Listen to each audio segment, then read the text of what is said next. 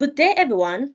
Welcome back to our annual conference, Know Thyself, where the most brilliant minds in the fields of medicine come together and share their expertise.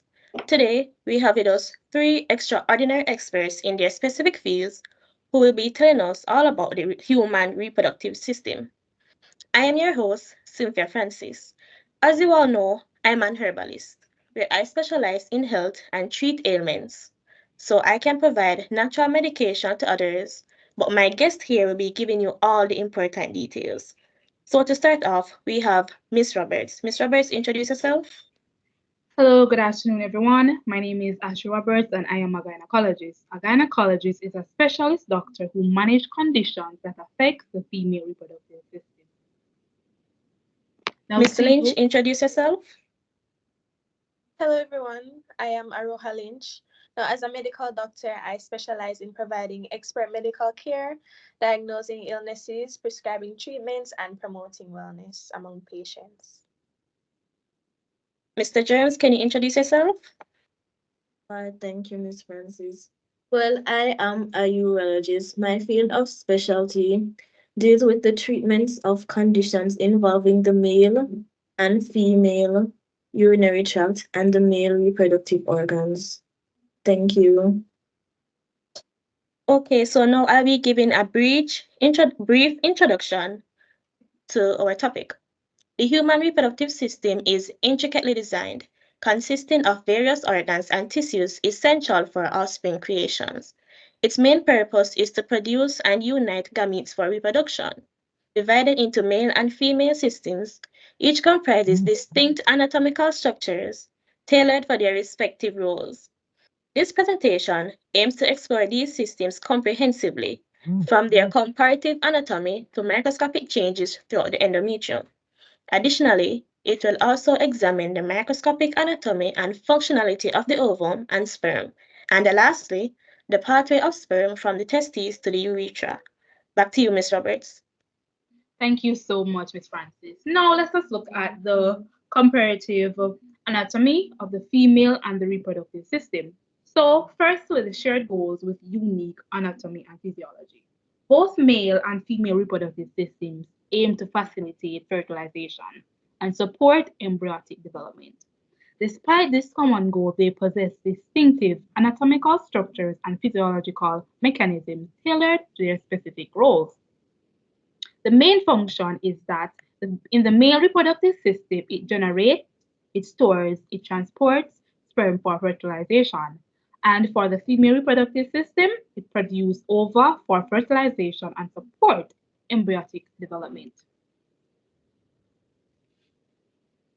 Okay, so we have here a table depicting the comparison of the male and the female reproductive system in given categories. So we have the first category, key components. For the male reproductive system, we have the testes, and you can follow along on the diagram over here. We have the testes, we have the epididymis, we have the vas deferens, we have the seminal vesicle, we have the prostate gland, and we have the penis.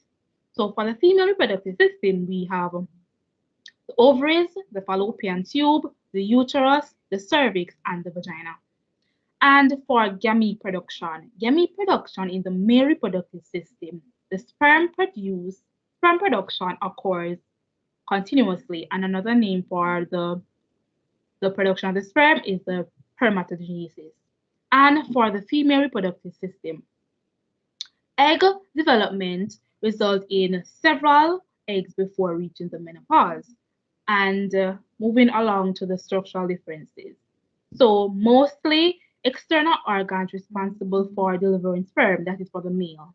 And for the female, primary internal organs that help with the that help with the embryo implantation. So, to note that for the structural difference, it is for the male, external features, and for the female, internal features. And moving along to the hormonal regulation. So, in the hormonal regulation for the male reproductive system, testosterone controls male reproduction processes, and for the female, estrogen and progesterone plays roles in females. Hormones have functions and effects depending on the sex. Now, lastly, the supporting structures. So, accessory gland support reproduction, And structures like uterus and cervix provide nourishing environments for embryonic development for the female. So when you're reviewing this seminar, you can just pay keen attention to the label diagram here on my screen. I'll be now passing over back to Miss Francis.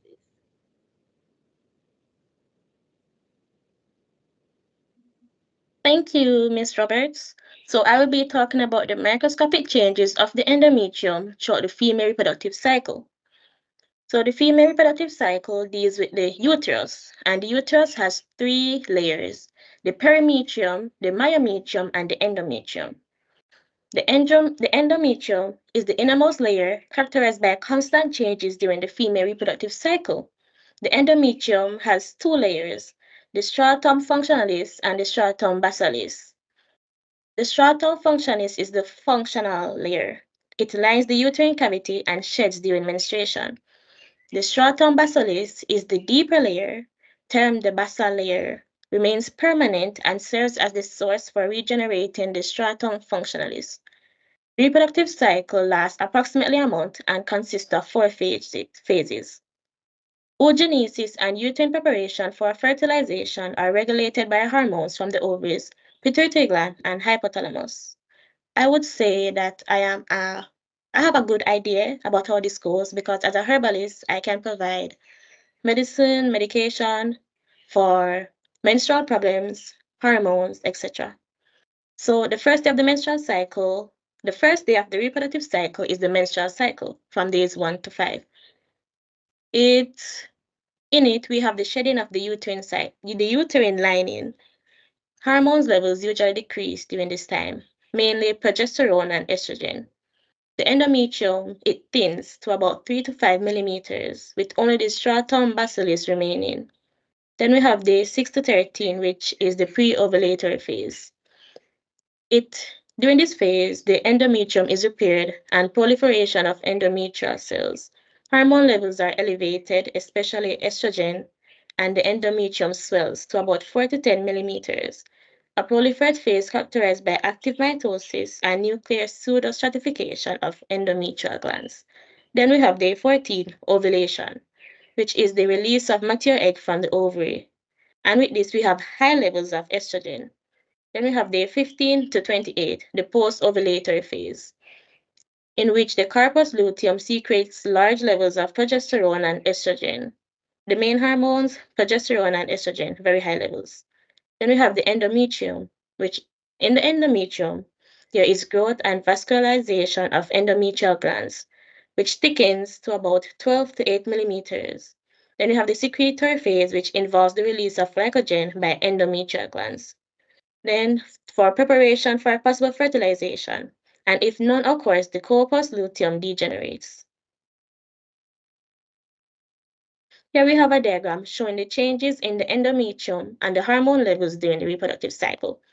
So in the first line, we can see the thickness of the endometrium from large to small as it grows back throughout the cycle. Then we have the ovary, the shape of the egg throughout the cycle, the hormone levels, and at the bottom we have the days. I will now be passing on over to Miss Lynch. Thank you, Miss Francis. Now we're now going to be going into the microscopic anatomy and functionality of the ovum.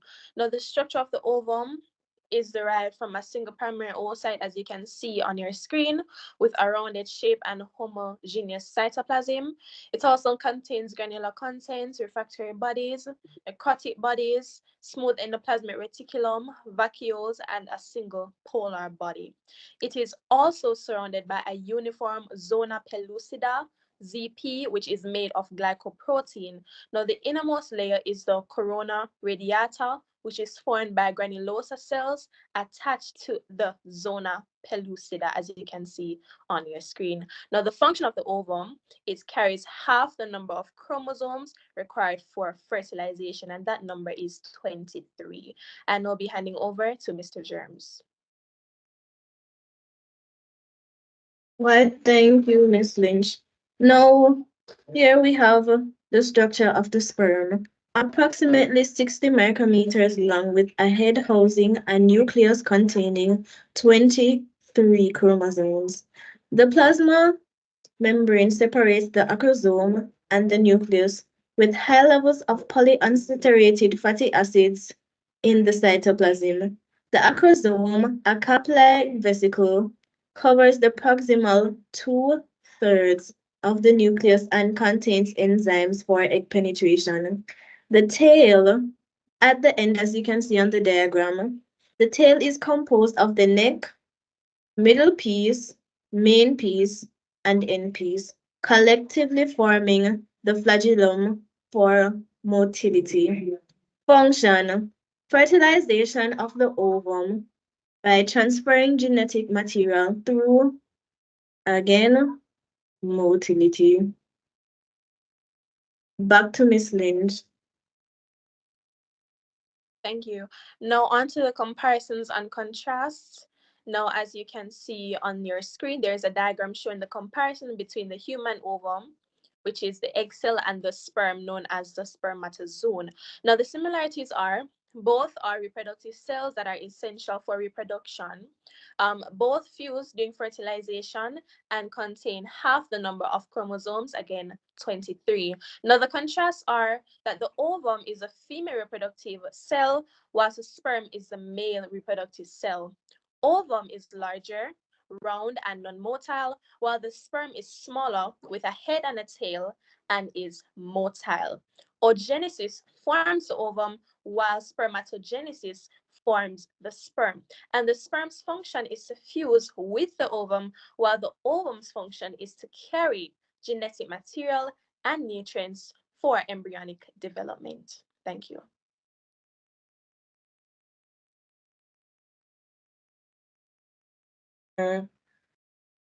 So this section is the pathway for the sperms. Sperm production occurs within the testes.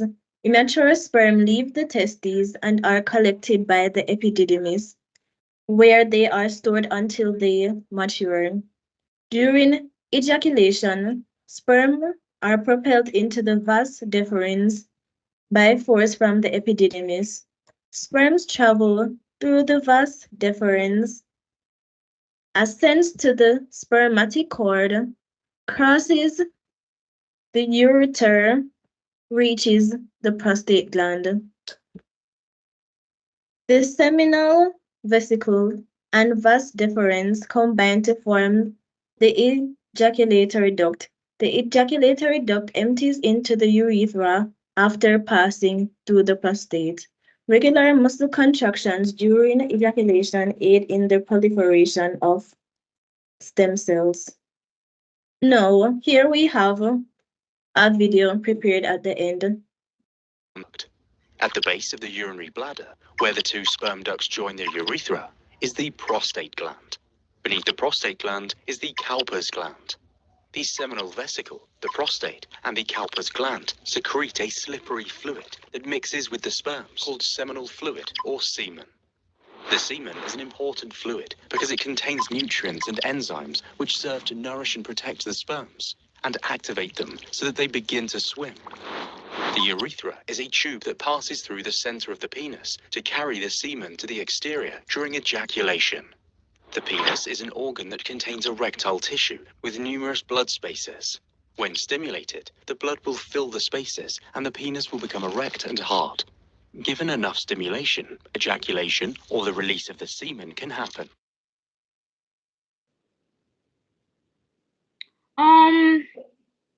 Guys, you know that I was thinking about while we're doing the presentation, and experiment came into mind. Mr. Germs, can you explain or just bring back to memory what that presentation was? Oh, you're speaking of the John Money experiment? Oh, yes. Oh, so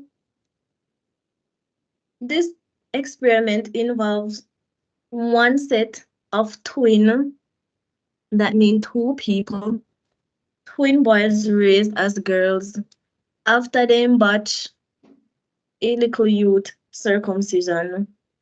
What did I say? Okay, we're going to find that video right now and pull it up.